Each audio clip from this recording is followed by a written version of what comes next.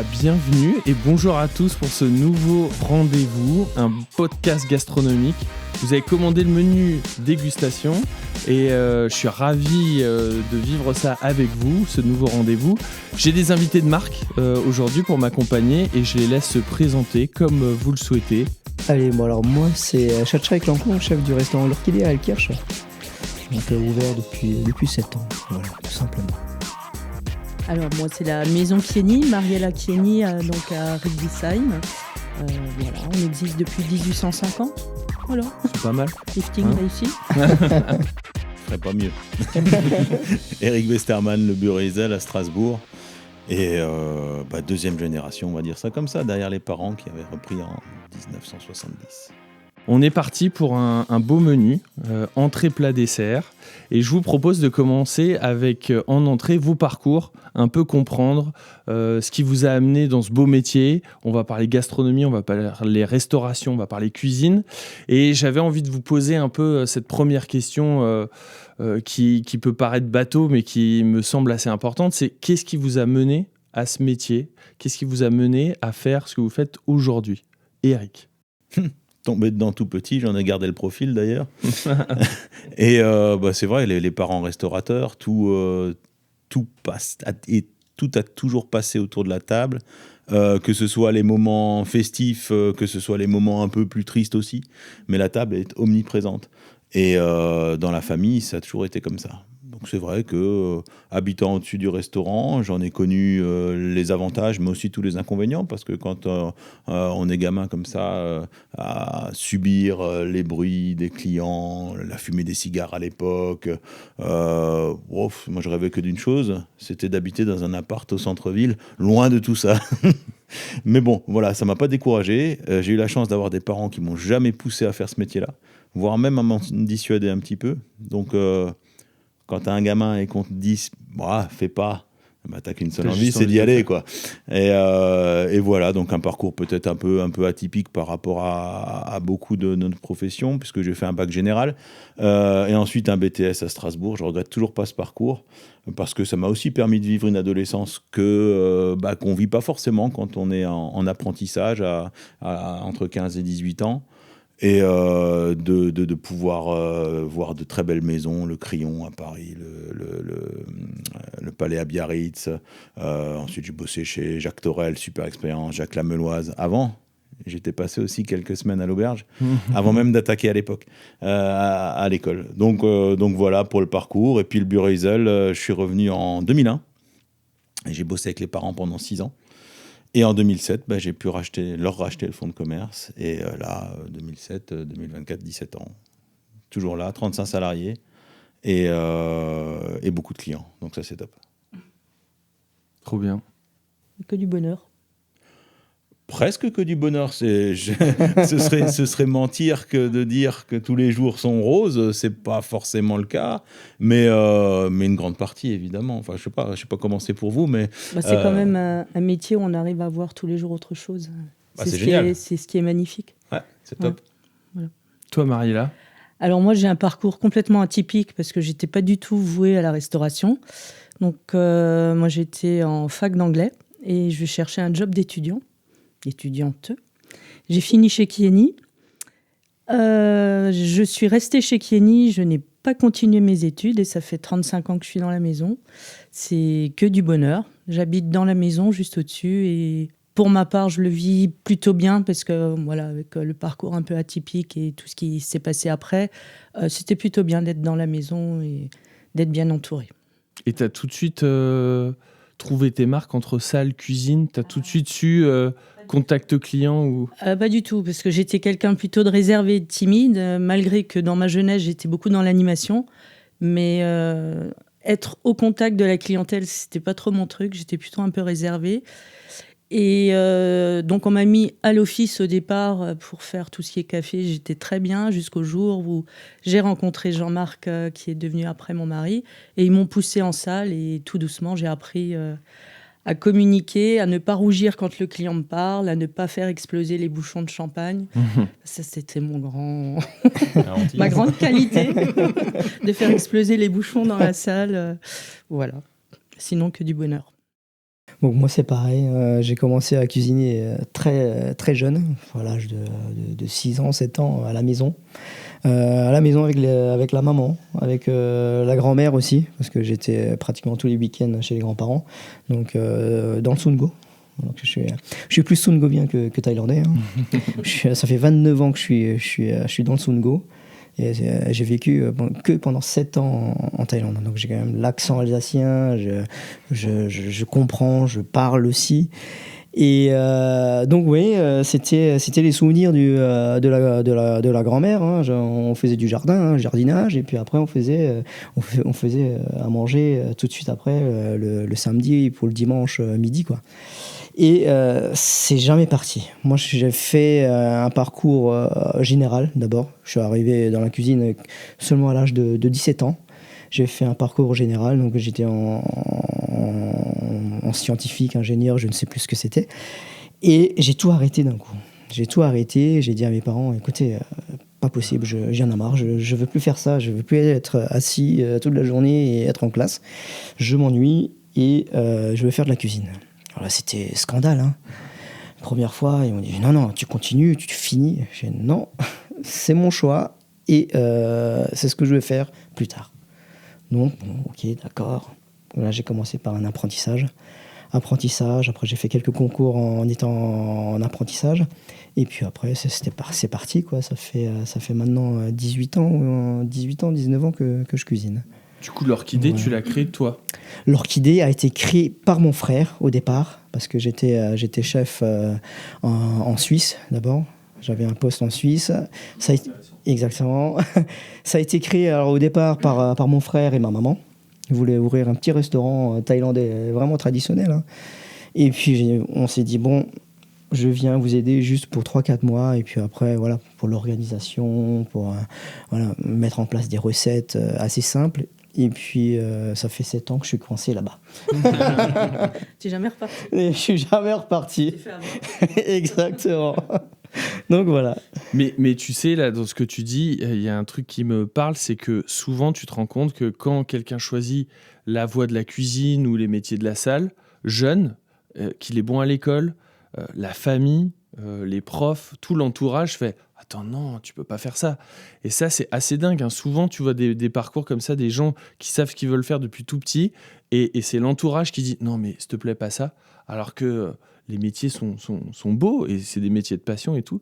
Et c'est dingue, tu vois, de l'entendre. Tu as dû vraiment batailler pour qu'on puisse te laisser faire ton apprentissage. Non, mais vraiment, hein, j'étais convoqué chez la directrice du lycée. Moi, ma prof principale, c'était pareil. Non, Chachai doit continuer dans la voie générale parce qu'il avait de très belles notes. En fait, non, c'était pas moi. J'étais pas heureux, j'étais pas content, j'étais pas épanoui, donc voilà, il fallait que j'aille là-dedans. Ouais, mais c'est clair. S'il y en a qui nous écoutent et qui ont comme ça quelqu'un dans leur entourage qui sait ce qu'il veut faire, un métier de passion, que ce soit la cuisine ou autre chose, hein, franchement, faut le laisser y aller, parce que c'est tellement bien. Il y en a souvent qui disent, moi je travaille pas, c'est ma passion, c'est mon plaisir, et franchement, laissez-les faire. C'est ça. Mais tu vois, à contrario, j'ai ma fille Chloé qui en fin de 3e me dit j'ai envie de faire un apprentissage en pâtisserie. Et elle était déjà allée toute seule 2 ans avant trouver un pâtissier. Elle avait trouvé un stage alors qu'elle avait 13 ans. Génial. Elle rentre à la maison, elle dit pendant 15 jours je serai là-bas pendant les vacances d'été. Bon, ok, top. Donc un autre stage dans une autre maison, et puis voilà, il s'agissait de décider de ce qu'elle allait faire pour la suite. Et là, j'ai tenu le discours inverse. Et j'ai dit, écoute, allez, t'as 16 de moyenne à l'école. Oh non. Et si. Oh non. T'as 16 de moyenne à l'école. Et pas moi. Toi, Eric. Eh ben si.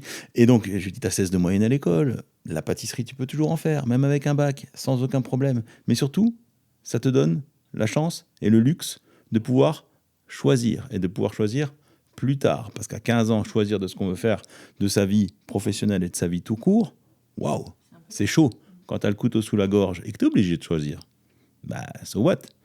Mais quand tu peux te garder le maximum de portes ouvertes, aujourd'hui, elle a 19 ans dimanche, et elle est en 2e année d'école d'ingénieur dans les métiers de la construction à Metz.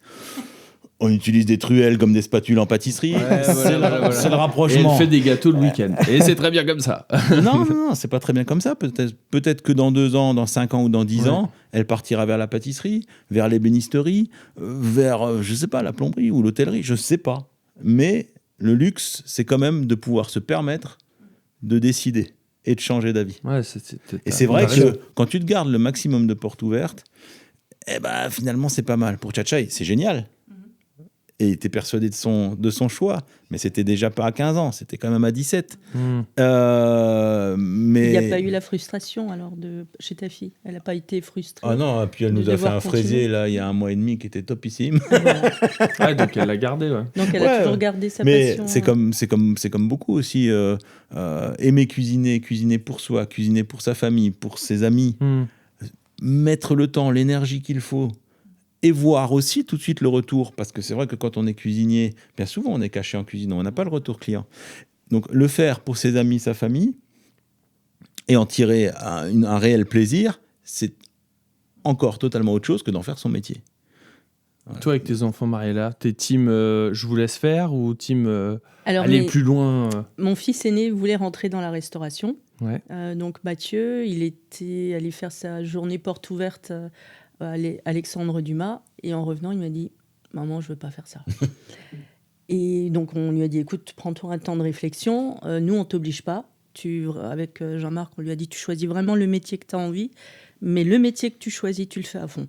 Et tu t'éclates. Mais ça vous fait rien que je fasse pas ce métier ?» Je dis un peu quand même, mais j'ai dit « Mais si c'est pas ta passion, voilà, vas-y. » Et puis il réussit très bien dans son domaine aujourd'hui, donc il n'y a pas de souci. Et pareil pour le deuxième. Le deuxième, alors lui, c'était non d'office.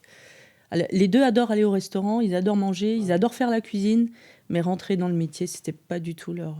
Mais c'est vrai que dans les entreprises familiales, tu as aussi ce truc de l'enfant qui le fait aussi pour les parents parce qu'il se dit « Ouais, faut le faire parce qu'il faut quelqu'un qui reprenne, qui continue, etc. » Donc, d'un côté, pour les parents, c'est pas simple de bien se positionner pour laisser tes enfants faire ce qu'ils veulent, sans leur mettre des barrières, sans leur empêcher de vivre leur passion, etc.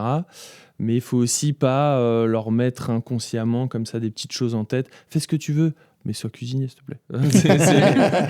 C'est clair. Après, je pense qu'on peut leur dire quel était notre objectif. Pour eux, moi, j'ai toujours dit à Mathieu, je t'aurais bien vu dans la restauration parce que tu aimes bien manger, tu aimes bien boire, tu aimes bien déguster. Donc... il a dit, mais c'est pas aujourd'hui, il a 32 ans, il a dit, c'est pas exclu qu'un jour je rentre pas dans ce métier, mais pas dans la cuisine. Mais j'ai dit, écoute, il y a plein de domaines dans la restauration où tu peux te faire plaisir. Pâtisserie avec la fille Westermann. Voilà. Bon, là, ils sont déjà critiques chez Kieni, donc c'est pas mal. Et vous qui connaissez très bien ce métier, aujourd'hui, et vous le faites depuis assez longtemps, c'est quoi ce que vous aimez encore le plus dans votre métier? Et à contrario, ce que vous aimez le moins ou les choses où vous dites ouais, ça c'est vraiment pénible au quotidien? Qui répond? Eric. L'humain et l'humain. C'est-à-dire? Oui. L'humain quand ça marche, quand il y a de l'échange, quand un seul regard suffit comme dans la pub. Waouh, qu'est-ce que c'est bien, ça m'en fout la chair de poule. Mais alors l'humain, qu'est-ce qui peut être gonflant des fois et compliqué, que ce soit au niveau du staff, que ce soit au niveau des clients. Mais heureusement, la balance, elle penche quand même vers l'humain. Vers l'humain sympa, l'humain qui nous fait avancer, qui nous tire, qui nous amène des tas de satisfaction. L'humain pour qui on bosse au quotidien, chez qui on voit cette banane quand il quitte nos maisons, quand il y passe du temps, j'espère, et quand il quitte la maison avec la banane, on se dit waouh, purée, on fait un métier quand même qui est topissime. On vend ce moment de plaisir et de convivialité. Et ça, il y a peu de jobs qui peuvent prétendre à ça, je crois. Je suis tout à fait d'accord avec toi, Eric. Au niveau vraiment le point négatif dans ce métier-là, c'est vraiment de gérer aussi l'humain qu'on a aujourd'hui et gérer différemment. Gérer pas comme si c'était la restauration d'il y a 15 ans ou d'il y a 20 ans. On a une approche de l'humain différemment, je trouve. Parce que maintenant, la nouvelle génération qui est beaucoup plus connectée, qui change plus facilement de voix aussi, qui change aussi mais en fait de tout. Tout va tellement vite aujourd'hui avec les applications, le portable, les téléphones. Comment tu t'adaptes toi à ça? Tu dis qu'il faut s'adapter à ça? On doit être compréhensible. On doit être compréhensible, on doit être là, on doit être compréhensible avec chacun. Parce que chacun est une personne à part. Et nous, vraiment, on accepte beaucoup de choses aujourd'hui pour justement... Ça veut dire que toi, il y a des choses aujourd'hui que tu acceptes et que tu laisses passer, ou oui. que tu t'acceptes différemment qu'il y a 5 ans, par exemple? Exactement. Moi, après, voilà, moi, quand j'ai commencé le métier, j'étais très, très impulsif. Parce que j'étais dans mon travail, dans mon stress et dans mon coup de feu. À l'époque, je pouvais pousser des crises ou des gueulantes, mais ça n'existe pratiquement plus. Donc maintenant, c'est voilà, comme tu disais, c'est un regard, c'est un self-control aussi. C'est ça, c'est un self-control. On accepte beaucoup plus les choses aussi. Donc c'est bien, voilà. c'est positif. C'est ça, c'est aussi pour le bien-être de tes collaborateurs, du personnel. Donc c'est ça. Et le plus dans ce métier, c'est aussi on ne s'ennuie jamais. Tous les jours est différent. On a des produits incroyables, on travaille des produits incroyables, on essaie de trouver, de chercher. L'imagination, elle est infinie. Dans ce métier, tu t'arrêtes jamais. Donc, quand tu es passionné. Quand tu es passionné. Quand tu es passionné, exactement. Ouais. Toi, Marie-là Alors moi, ça fait 35 ans que je suis dans la même maison. J'ai le même employeur. Et moi, je vois ce métier comme... Bon, moi, c'est ma passion. Et c'est l'échange que tu as avec la clientèle. C'est ce que tu vis au jour le jour. Et tous les jours sont différents. Tous les services sont différents. Tous les contacts sont différents. Et c'est, comme disait Eric, c'est de voir le client qui vient des fois un peu pas très bien, parce qu'il a, voilà, il y a des problèmes dans sa famille. Et ils échangent avec toi. Et quand ils partent avec la banane. Et ils n'ont qu'une envie, c'est de revenir. Ben moi, là, je suis heureuse. Après, c'est clair qu'il y a aussi des fois des clients qui sont un petit peu plus pénibles, ou alors le personnel qui n'est pas en forme et qu'il faut écouter beaucoup plus qu'avant. Je veux dire, moi, j'ai vu vraiment une évolution en cuisine et en salle par rapport aux jeunes, où on prend, moi, je vois maintenant mon rôle à moi, je prends vraiment presque le rôle d'une maman, parce que les jeunes, souvent, manquent un peu de cette affection, manquent un peu de cadre, et parce que souvent, les parents n'ont plus le temps, n'ont plus la patience, et c'est à nous, malheureusement, de devoir prendre ce rôle, et des fois, c'est un peu incompréhensible aussi. Tu te dis, c'est pas trop ma place, mais il faut être là, il faut être à l'écoute. Et prendre de l'énergie aussi. Voilà. Il faut surtout leur impulser de l'énergie, parce que souvent, ils manquent d'énergie. Il faut leur dire, allez, aujourd'hui, il faut y aller, on a un super service, il faut leur donner la motivation. Nous, on n'a pas le droit d'être dans le négatif quand on se lève le matin. On est là, on dit, bon, à midi, on a un gros service, allez, il faut que je leur donne la banane, parce que sinon, ça va partir de travers. Et puis, il faut voir celui qui n'est pas très motivé aujourd'hui, on va le prendre de côté, on va lui donner cette petite impulsion pour que le service se passe bien. Et comment tu fais quand toi, tu n'es pas super motivé? Je bois un café. Un bon café. Ou un double.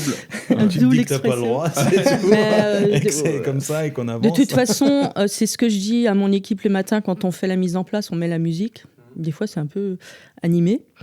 Et je trouve déjà, c'est eux qui choisissent souvent la musique qu'ils veulent écouter. On fait la mise en place en musique et ça leur donne déjà une petite impulsion. On fait des petites pauses café, des petites pauses croissants. Et quand le service commence, je leur dis à tous, avant le service, régulièrement, alors vous n'oubliez pas, tous vos problèmes, vous les avez mis au vestiaire en vous changeant. Je dis maintenant, on attaque le service. Allez, on a 3 heures, on y va à fond. Et après, vous retrouvez vos problèmes. Le spectacle commence. Voilà. C'est un show, il ne faut pas l'oublier. Avec Vincent, on en parle souvent. Quand on est dans le service, c'est une pièce de théâtre. C'est vraiment, on est tous d'accord là-dessus. On rentre en scène, que ce soit en salle ou en cuisine. Et pendant le temps que le client est là, il faut qu'on se donne au maximum, qu'on soit souriant, qu'on soit agréable, qu'on soit à l'écoute. Même si le client est très exigeant et des fois un peu plus casse-pied.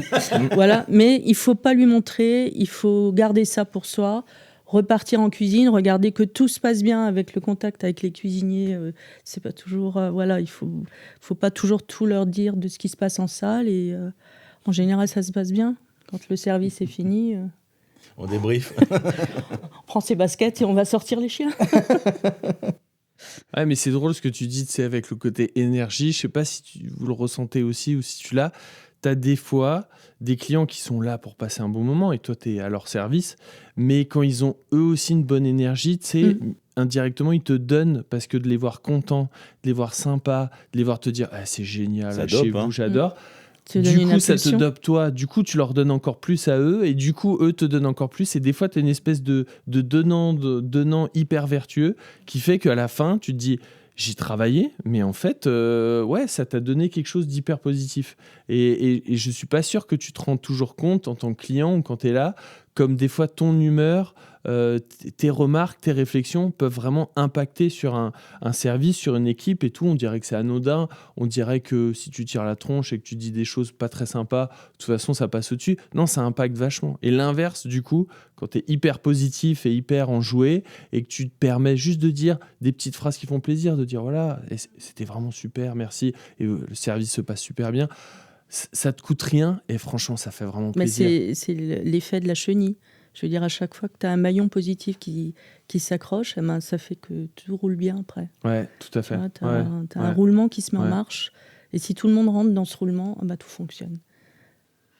Est-ce qu'il y a quelque chose que vous avez découvert et vous vous êtes dit, purée, ça, en tant que chef d'entreprise ou en tant que chef de cuisine ou directrice de salle ou n'importe dans vos métiers, quelque chose où vous vous êtes dit, ça, j'ai mis du temps à le découvrir, à le comprendre et j'aurais voulu qu'on me le dise plus tôt. Quelque chose que, quand tu te lances dans ce métier, tu te dis, ça, c'était quelque chose que j'aurais bien voulu savoir. Ou entreprise familiale aussi. Vous travaillez dans des entreprises en famille souvent et...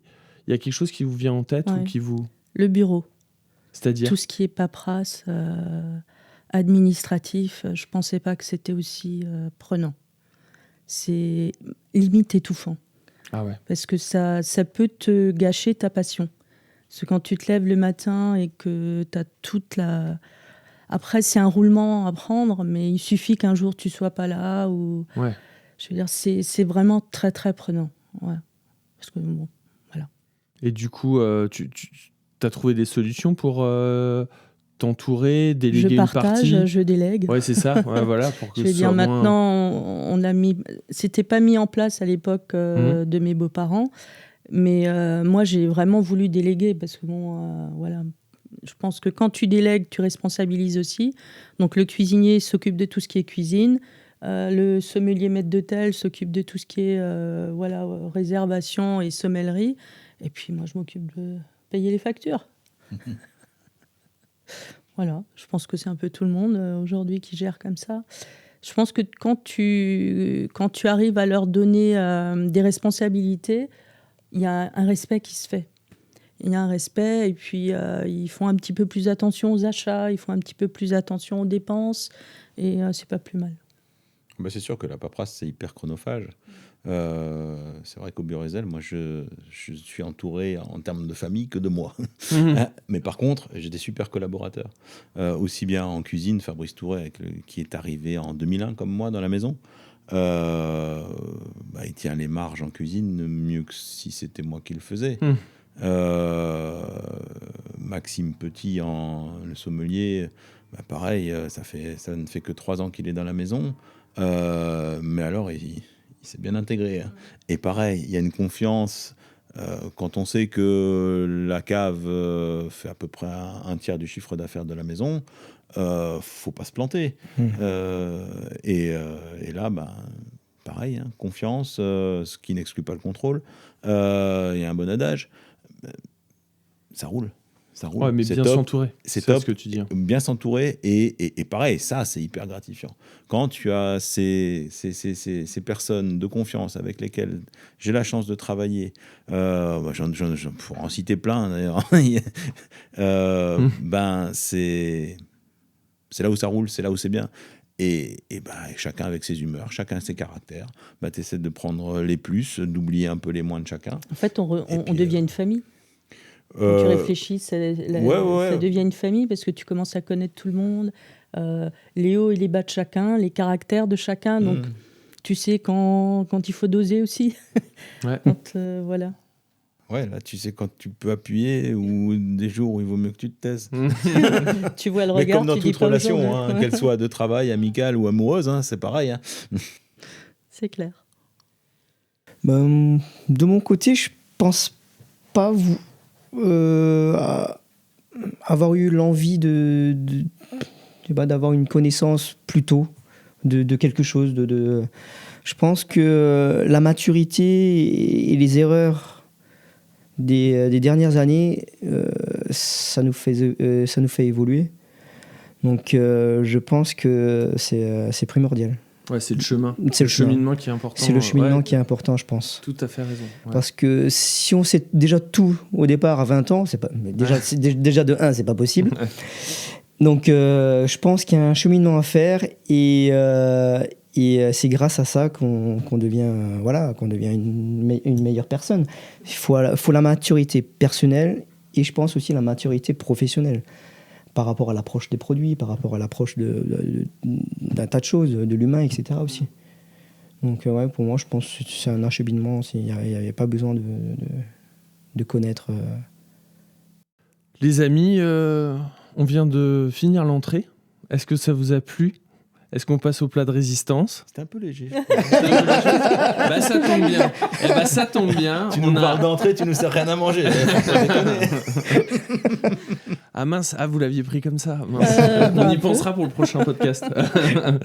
En plat de résistance, je vous propose de débattre sur un sujet dont personne n'est d'accord, dont tout le monde donne son avis. C'est pas nouveau, ça date pas d'aujourd'hui et je pense que dans 5-10 ans, ça sera encore d'actualité. On est bien placé pour en parler. C'est les guides gastronomiques. Aujourd'hui, les guides gastronomiques ont une place très importante encore dans la vie de la gastronomie, surtout en France. Est-ce qu'à l'heure d'Internet, à l'heure des réseaux sociaux, à l'heure où on voit que les jeunes générations sont un peu déconnectées un peu de tout ça, est-ce que ça a encore du sens pour vous ? Est-ce que dans votre quotidien, ça vous parle ? Comment vous vivez ça, vous, au quotidien ? C'est quoi votre avis sur la question ? Et on veut du débat, on veut du clash. ou pas. Qui commence ? Eric. Bon, alors moi je vais pas être le plus objectif de la troupe à mon avis, d'autant que le guide Michelin nous a enlevé notre seule et unique étoile ce début d'année. Je dois être vraiment très prétentieux ou arrogant, mais c'est vrai que je m'y attendais pas du tout. Ça a été une surprise totale, j'avais aucune crainte. Peut-être que j'aurais dû craindre, mais après coup je crois pas. Puisque j'ai toujours tenu le même langage. Pour moi, le seul guide qui compte, c'est le client. C'est celui qui nous fait vivre, c'est celui qui remplit nos maisons. Maintenant, le but du jeu, c'est de faire plaisir et de tendre à réussir à chaque client. Alors, un client qui n'est pas content de notre prestation, je suis là, je suis dans ma maison, à son contact, pour entendre, on espère, que ça marche, que ça lui a plu, mais des fois aussi, pour entendre que le plat qu'il a pu goûter ne lui a pas plu, l'ambiance, le service. Enfin, je suis là pour tout entendre, pour expliquer, pour comprendre, pour réagir, pour rattraper le coup s'il fallait le faire, mais à l'écoute. Et surtout, il y a de l'échange qui est possible. Avec les guides, zéro échange. Lorsque j'ai appris la perte de cette étoile, je ne sais pas qui j'ai eu au téléphone. J'ai demandé à qui ai-je l'honneur. On m'a répondu, je représente le guide Michelin. Basta. Donc, bien sûr que ça ne fait pas plaisir. Ça ne fait pas plaisir au même titre qu'un client qui ne serait pas content. L'année dernière, 23 000 clients sont passés au Burizel. Je ne sais pas si quelqu'un du Michelin est passé une fois, 2 fois. Je ne sais pas.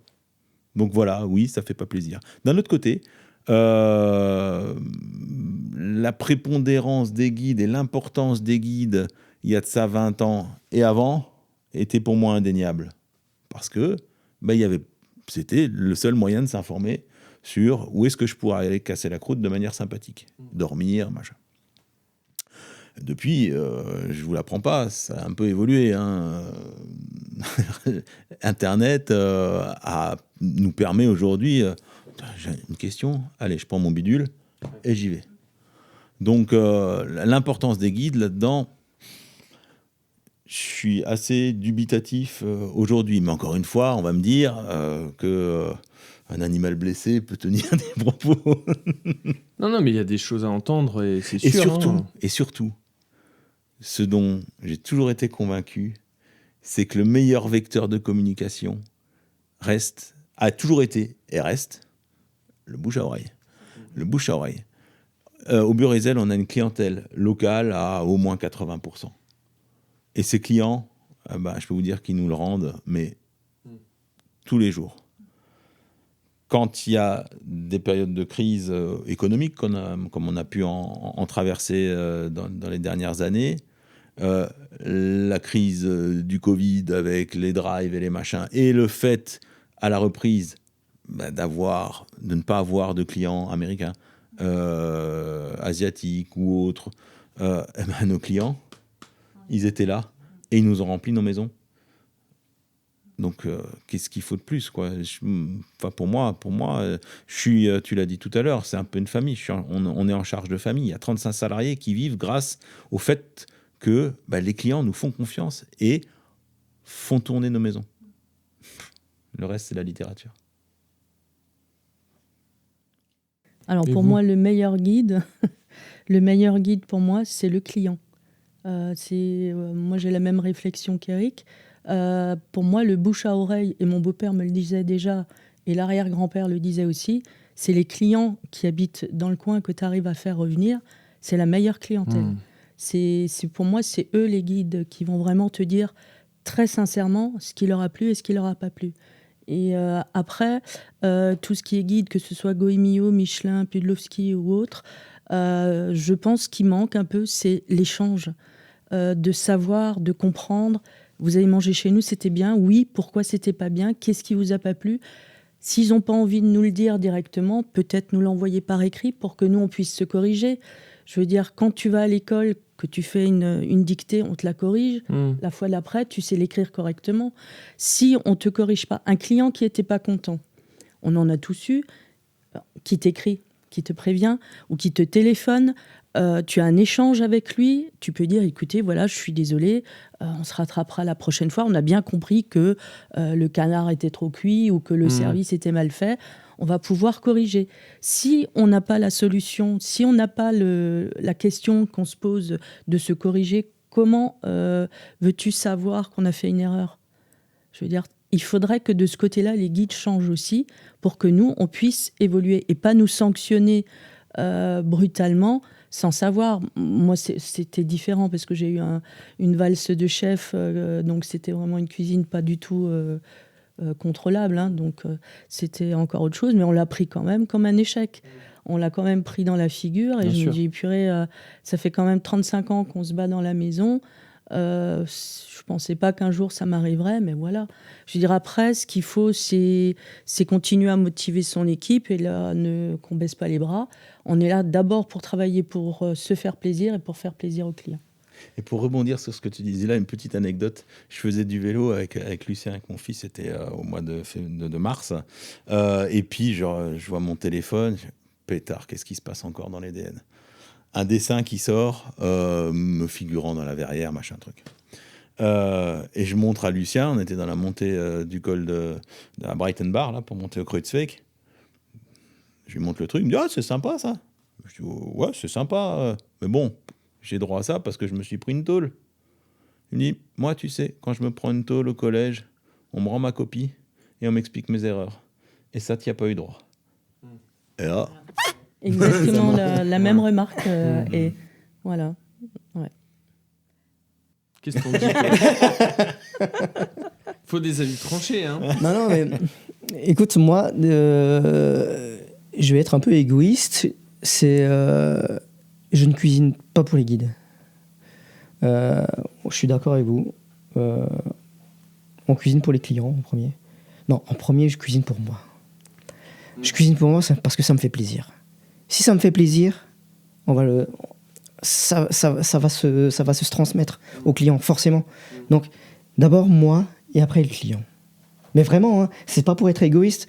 Si ça me plaît pas de le faire, tu le fais pas. Et on le ressent. Prends pas plaisir. Voilà, exactement. Donc là, c'est ça. Moi et le client. Et le client, c'est vrai que l'orchidée, c'est 80-90% de clientèle qui ils sont locales. Hein. C'est à 20-30 km autour. Hein. Donc ils ont toujours été là depuis le début. Ils nous ont suivis, ils nous ont vu grandir, ils nous ont... Voilà. Moi, il n'y a que ça. Voilà. S'il y a quelque chose qui tombe, etc., ça tombe, mais c'était pas à la recherche. Mais vraiment pas du tout. Je vais faire un peu l'avocat du diable, hein, pour pas aller forcément dans votre sens, mais est-ce que quand même, parce que je pense, et on pourra revenir, hein, sur le côté un peu problématique, je trouve, de certaines annonces et tout ça, je suis assez d'accord, mais surtout en France, ça te force quand même à élever un peu pas le niveau, mais ça te force forcément à pas trop poser sur tes lauriers. Quand tu as des récompenses que tu dois les garder ou aller en chercher d'autres, ça te pousse quand même à donner un peu plus. Évidemment qu'on fait le travail pour les clients, ça c'est clair et net, c'est eux qui font vivre nos entreprises, et je suis hyper d'accord avec vous. Mais derrière, ces récompenses, elles te forcent pas aussi un peu à te dépasser, à aller chercher un peu plus, Les récompenses te boostent. On est d'accord qu'on accepte les récompenses. On accepte les bons commentaires, on accepte les bons articles. Ce qu'on a du mal à comprendre, c'est le jugement alors qu'il n'y a pas d'échange. Déclassement. C'est juste ça. Qu'on nous enlève quelque chose ou qu'on nous déclasse, c'est très bien. Voilà, c'est peut-être parce qu'on l'a mérité, mais qu'on ait au moins une explication pour qu'on puisse justement avancer. Oui, mais le problème, tu vois, c'est que on nous demande de jouer à un jeu. Non, on n'a pas le droit de ne pas vouloir y jouer. Hein. On n'a pas la règle du jeu. On n'a pas le mode d'emploi. Et d'ailleurs, on n'a pas de débrief. Donc c'est quand même un peu tendu. Et la vérité d'hier n'est pas celle de demain. Parce que quand tu regardes les tables qui ont pu être récompensées les dernières années, je pense à Coutanceau, à La Rochelle, juste avant le Covid, il prend la 3e.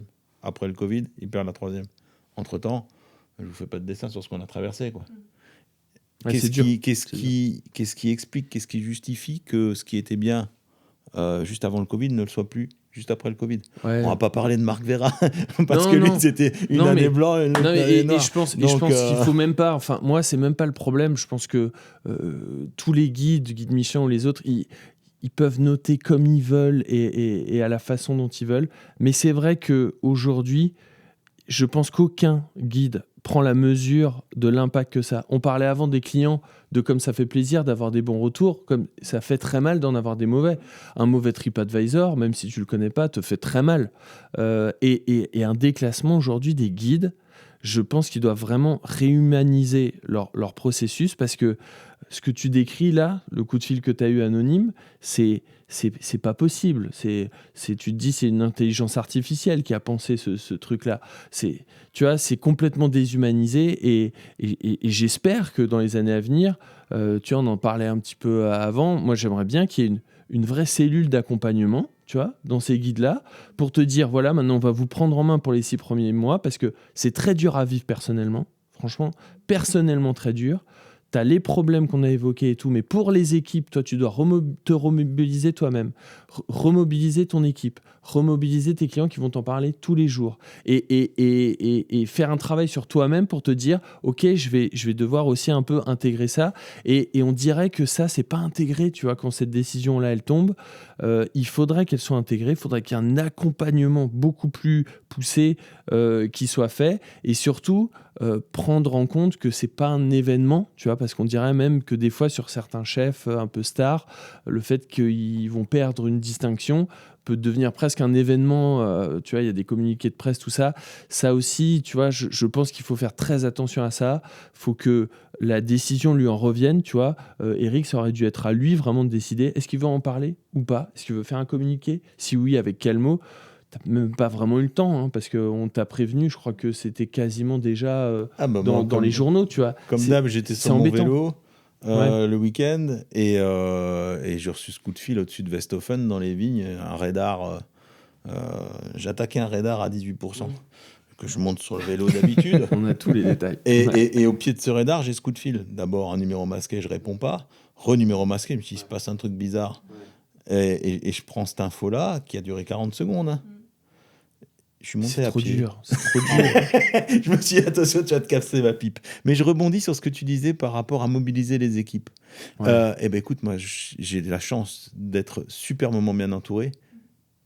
Et j'ai pas eu besoin de le faire, c'est presque bravo. plus eux Mais ils te le rendent bien. qui m'ont tiré. Ouais, ils te bravo. le rendent bien, ouais. Les clients, idem.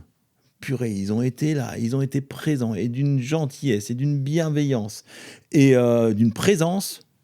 D'une incompréhension aussi. Ah ouais, mais Ils comprenaient pas. topissime. Ouais. C'était à la fin, je dis arrêtez là, ça déborde. Donc oui, les guides, ils existent, ils sont là, ils font leur taf. Moi, ça fait quelques années que je comprends plus. Je comprends plus la façon de juger, je comprends plus pourquoi un tel est récompensé, pourquoi l'autre est rétrogradé. Qu'est-ce qui est attendu ? Si on savait ce qui est attendu, bah ok, c'est compréhensible. Ouais, plus de transparence. Mais là, c'est vrai que c'est un peu bizarre. Mais dans un monde où aujourd'hui on nous explique tout est visible, tout est clair, ils sont pas à la page. J'ai fait un communiqué de presse que j'ai repris sur Facebook.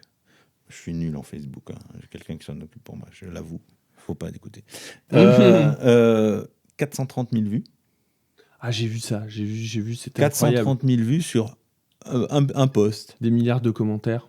Michelin De tiré soutien. à 30 000 exemplaires. Ouais. Par exemple. Non mais c'est ce que tu disais. Hein. Il y a un monde là, il y a un monde à reprendre. Moi, j'ai l'espoir que ça se change, tu vois, et que peut-être, bon, j'imagine pas qu'il y a des gens qui vont nous écouter là, qui travaillent dans des guides, mais moi, j'espère que dans les années à venir, ils réhumanisent un peu ce procédé-là. Prendre une étoile, une deuxième, une troisième, ça va. Il n'y a pas besoin d'accompagnement, tout le monde sait très bien le faire.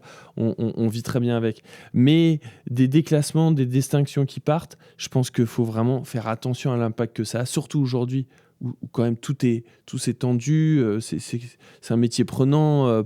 La passion, tu vois, elle est aussi très prenante. Et du coup, je pense qu'il faut vraiment qu'ils encadrent ça avec de la transparence. Tu devrais pouvoir avoir accès à un dossier confidentiel, mais on te dit, voilà, 3 passages. Ou alors ça des- allait très bien. Ou alors des clients qui ont envoyé des réclamations, qu'on soit au courant. Non, mais genre voilà. un petit début d'explication qui te permet toi aussi de faire un travail de, pas de deuil, mais un travail de ok, je comprends, je peux me remettre en question et il y a un peu plus de clarté. Mais c'est pas évident, c'est pas évident. Mais Et comme je tu pense dis, que ça demande des moyens, hein, il faut les avoir aussi pour mettre ça en place. L'accompagnement, c'est vrai que je me situe au sommet de ma colline, ça montait à 18% d'un côté, mais ça descendait à 18% de l'autre. Et en bas, il y avait un virage à 90 degrés, avec un gros mur en pierre. Et là, je me suis dit, parce que j'ai pensé à d'autres chefs qui vivent Michelin, ou qui s'habillent Michelin, qui rêvent Michelin. Je me dis, bon, ok, toi, tu es là-haut au sommet de ta colline, tu as bientôt 50 balais, tu as quelques prêts sur le dos, mais ça va, et puis la vie s'arrête pas de tourner avec cette perte. Mais si j'étais pas dans cette configuration-là, si j'étais un peu fragile psychologiquement, Il faut un accompagnement. peut-être que je me poserais la question de prendre le virage en bas. Non, Et mais c'est vrai que quand on arrive là, je suis pas sûr qu'on tu peux- mesure. Je pense que si t'es pas dans tes baskets, on peut pas mesurer l'impact que ça a. Franchement, j'espère qu'il y aura des discussions et des choses qui vont être entendues parce que c'est vraiment quelque chose. La distinction, on peut pas influencer évidemment le fait d'être promu ou de perdre. Ça, c'est évidemment ce qui revient à tous les guides. Mais la façon dont c'est fait. Il faut quand même qu'ils comprennent que nous, prenons juste nous 3, on vit notre métier comme une passion.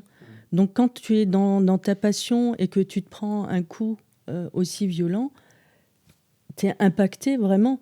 C'est violent comme impact. Moi, le coup de fil, je l'ai eu pareil. Hein. J'étais avec ma belle-maman, en plus. Et je prends le téléphone parce que c'était un 07, je crois, ou un truc. Et j'ai dit, mais... Et en plus, numéro masqué, en général, je réponds pas. Et au bout du 3e, j'ai dit bon. Et puis voilà, oui, je vous annonce que vous avez perdu l'étoile. Merci, au revoir. Ouais, t'es qui? C'était vraiment ça. Et ma belle-maman qui me regarde, elle fait qu'est-ce qui se passe? Parce que rien. forcément, mon visage a un peu changé. Ouais. Et puis que j'essaye de préserver ma belle-maman quand même. Je lui ai dit, elle m'a fait ça va aller. Ah ouais, J'ai dit oui, super. Non, Et mais- c'est bien allé, non? Bah écoute, je suis encore là. Ah bah tu vois, non. Et on ont est toujours raté. là, toujours vivant, toujours Non, debout. voilà. Avec Non, et une puis bonne bande. on rejoint un peu ce qu'on disait. Je pense que c'est le cheminement qui est important. Tu vois, ça te rend plus fort, ça t'endurcit, ça te fait te poser les bonnes questions, ça te fait avoir peut-être les bonnes personnes qui restent autour. Parce que peut-être les gens qui te quittent, qui étaient là pour les mauvaises raisons, ceux qui restent et que tu vois que tu peux compter dessus, je pense qu'il y a plein de choses aussi qui font que l'adversité te renforce. Mais je pense un peu pour conclure, la vie générale, c'est de se concentrer sur les clients, de faire vraiment pour nos clients et avant tout pour nos clients. Le reste, c'est du bonus, le reste, c'est du plus, mais je pense qu'on est assez d'accord. Non? Tu voulais Ouais, Il dire n'y a Tout à pas de fait. débat alors. Il y a- en fait, Mince. non, mais il n'y a pas eu... franchement, hein, c'était... Tu aurais dû mettre un guide avec nous. c'est ça. Là, au moins, il y aurait eu débat. Ouais, c'est ça, un inspecteur. Eh bien, écoutez, moi, je vous propose de terminer par la séquence que j'attends Aïe. depuis qu'on a commencé ce podcast. Aïe, aïe, aïe. On va faire le dessert. Et le dessert, ça va être quelque chose de très Tout en particulier. douceur, le dessert. tout en douceur, mais laissez-moi aller chercher votre dessert parce que là, vous allez pouvoir manger quelque chose et vous allez vous régaler, les amis. Croyez-moi. Je crains le pire. Alors, on va terminer ce menu par des petites délicatesses sucrées. Et là, je vous présente les macarons les plus épicés au monde. Ils ont été concoctés avec beaucoup d'amour, mais avec le piment le plus épicé qui existe. Donc, je pense qu'ils arrachent un tout petit peu. Mais la bonne nouvelle, c'est que vous n'êtes pas obligé de les manger. Je vais à chacun poser une question. Une question un peu cash, une question un peu dérangeante. D'avance, excusez-moi, je le fais pour la communauté, je le fais pour les viewers et ceux qui nous écoutent. Donc, ne m'en voulez pas. Et évidemment que vous pouvez y répondre, mais j'attends une réponse franche. Hein. Je veux pas qu'on m'embrouille, qu'on tourne autour du pot, parce que vous êtes très forts tous les trois. Je sais que vous arriveriez à me faire une non-réponse. Donc, soit vous me répondez, soit vous dites « Allez, je prends le macaron ». Honneur aux dames, je commence par Marie. Et sadique, hein. Il est sadique. non, mais, Je me vengerai. non, bah, écoute, ne m'en veux pas, c'est que pour le podcast, hein, vraiment, c'est que pour le podcast. Ah, Alors, je la sens pas, celle-là. je te pose une question, mais c'est une question, assez simple, hein, finalement. Ma chère Mariella, tu es appréciée de tout le monde. Tu as toujours le sourire, tu es une des personnes les plus bienveillantes que je connais. Tu connais très bien tous tes confrères, tous les étoilés en Alsace.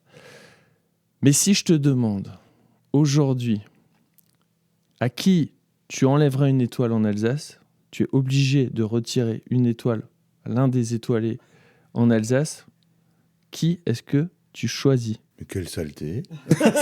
Oh, la question. Alors, tu peux prendre le macaron rose. Tu veux que je meure, moi? Je suis désolé, Mariella. Je suis désolé. Il y avait un petit Bah, truc au fond de moi qui me disait Il y en a pas j'aimerais un qui bien ferme voir. Il n'y en a pas un qui s'arrête, là? Il n'y en a pas un qui s'arrête. Non, arrête, non, personne s'arrête. Non, même pas. Mais vraiment, les oranges, je crois, sont un peu plus méchants que les roses. Je te conseille de manger le. Mhm. Bah, je me l'enlève à moi-même. Non, ça Non, marche mais pas, si- ça marche pas. Tu Non, mais tu peux. tu peux pas répondre à ce genre de questions. Non, je suis tout à fait d'accord. C'est pour ça que je t'invite à croquer dans Il dans en cette était petite merveille de macaron. Là, vraiment? Tu veux pas? Je dois croquer? Bah, si tu veux. Choisis le bon. Hein. Choisis le bon. Il fume. Alors, évidemment, pour ceux qui ne le voient pas, on est en vidéo, hein, mais pour ceux qui nous écoutent, la Mariella vient de prendre les oranges, alors que j'ai dit que les roses sont plus soft, mais elle a pris en orange. Donc, c'est une courageuse, c'est une compétitrice. Tu as du lait devant toi, tu as du miel tu as un verre d'eau, tu as tout ce qu'il faut. Mais je croque un petit morceau. Vas-y. Oh, vas-y. Non, par contre, ils sont vraiment bons. Hein. Il y a un peu épicé, mais c'est vraiment bon.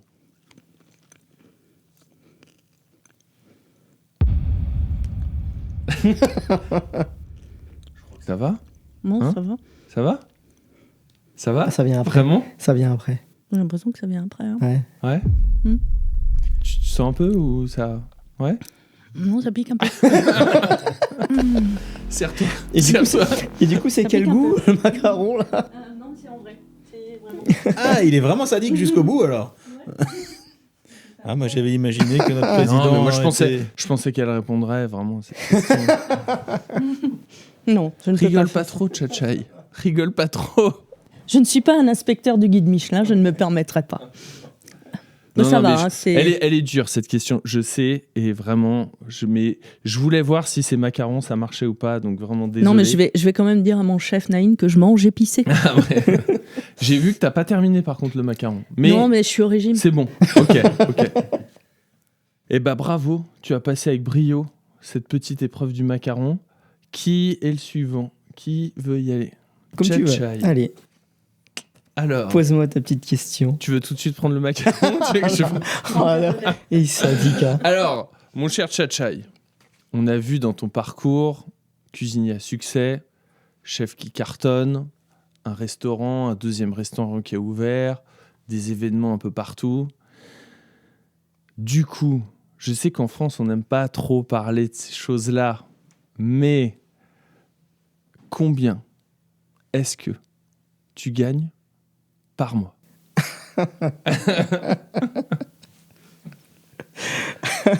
Question très simple.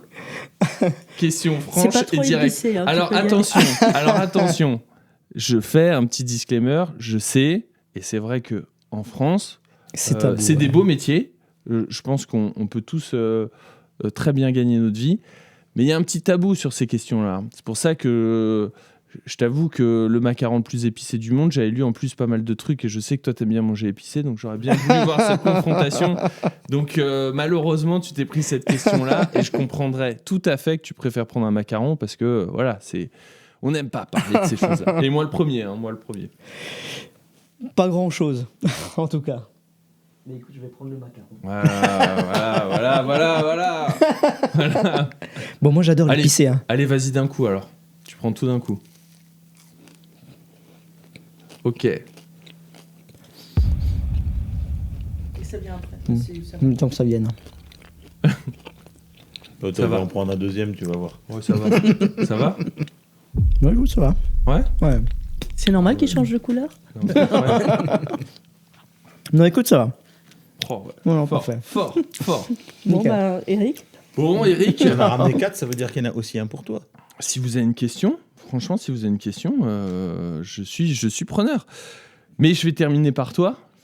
Cogiter, mais par contre, c'est pas chacun me pose une question. Si vous avez une question, j'y répondrai et je prendrai le macaron avec plaisir.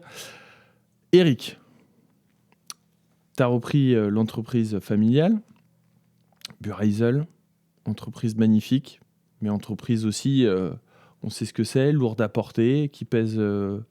sais ce que c'est, non? Aussi, mais je suis pas tout seul, toi, comme tu l'as dit, voilà, c'est toi, ça pèse vraiment entièrement sur tes épaules.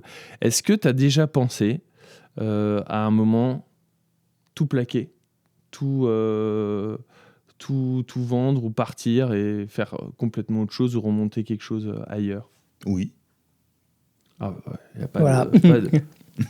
Ouais. Oui, bien sûr, avant même de racheter. Non, depuis que tu as repris, hein, pas avant. Depuis que tu as repris. Depuis que j'ai repris? Ouais.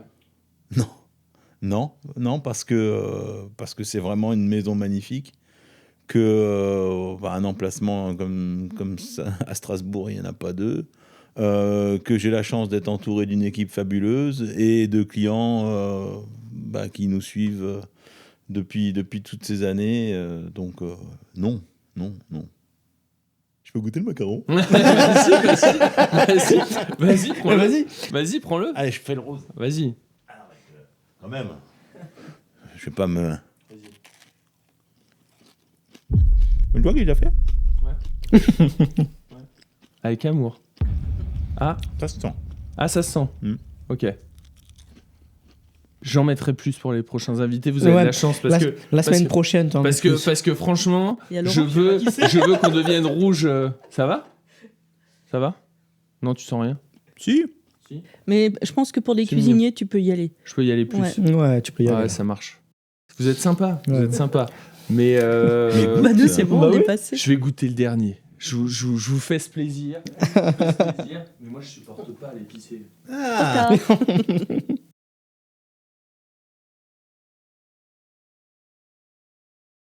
T'es content de toi? Hmm. Ça vient. Quand même. Le truc qui brûle, carrément. Eh oh! Arrêtez là! Si, ça brûle quand Ah même. ouais! Ah oui! Qu'est-ce que t'as mis comme piment alors? Attends. Vous le direz Tu mets un après. verre de lait. Attends, mais franchement, on dirait que moi, je suis le seul débile là, à faire. Eh, mais attends. Ah, mieux, Il là? s'est fait avoir à son Non, propre. mais attends. Il s'est fait avoir à son Vous, on dirait que vous aviez des macarons normaux. Ça fait trop mal. J'ai Bah, les ils yeux qui étaient bien pleurent, moi. répartis, non, c'est ça? Attends, ça fait super mal. Attends, toi, regarde, vous faites poker face, vous avez le droit de dire que vous souffrez. Je suis seul là. Moi, j'ai mangé qu'un demi. Hein. Mmh. Ouais, mange ta moitié, Mariella. Bon sang. Bon, on retiendra pas que quand on Bon. est accueilli à l'auberge de Lille, on mange des macarons trop épicés. Ouais, hein. c'est ça. Cette recette, vous n'avez pas besoin de la demander. Elle n'existera que dans ce podcast. Et vous pourrez regarder la réaction des prochains invités parce que je vais doubler la dose. Et c'est la dernière fois que moi je le prends. Ça, c'était une erreur que je referai plus. En tout cas, T'en mettras que 3 alors. oui. Ouais, c'est ça. Ouais, c'est clair. Erreur de débutant. Eh ben, écoutez, c'était un super bon moment. J'espère que vous avez aimé ce premier podcast. Est-ce que on conclurait pas? Est-ce que quelqu'un a un mot de la fin, une petite devise, une petite phrase inspirante avec nos haleines chargées d'épices? Bah, qu'il faut continuer à vivre de notre passion, tout Et que la simplement. vie passe trop vite, faut en profiter. Voilà. Écoutez, il y a pas mieux. Et on en profite. Et on en Wow. profite. Et on en profite. Eh ben écoutez, moi je vous remercie pour ce temps précieux que vous nous avez consacré. C'était super intéressant, c'était top. On nous retrouve sur toutes les plateformes Spotify, Apple Music en podcast. Et aussi, si vous voulez, là je parle aux abonnés, nous retrouver, vous abonner aux réseaux sociaux des Étoiles d'Alsace. Vous retrouverez ces podcasts sur YouTube. Les passages les plus croustillants aussi seront sur Instagram et sur tous nos réseaux sociaux. Donc voilà, je vous dis à très bientôt pour un prochain numéro. Et puis merci à vous. Merci à Merci, toi. Edouard. Merci. Ciao. Salut. Oh. Allez. Est-ce que franchement, est-ce que toi ça t'a rien fait? Ou alors moi j'ai eu pire. C'est épicé, mais ça va. C'est light, hein. Ouais, mais moi j'ai eu pire, je pense. Moi, Alors c'était- c'est l'inverse. Alors c'est l'inverse. C'était. Bah ouais, t'en as-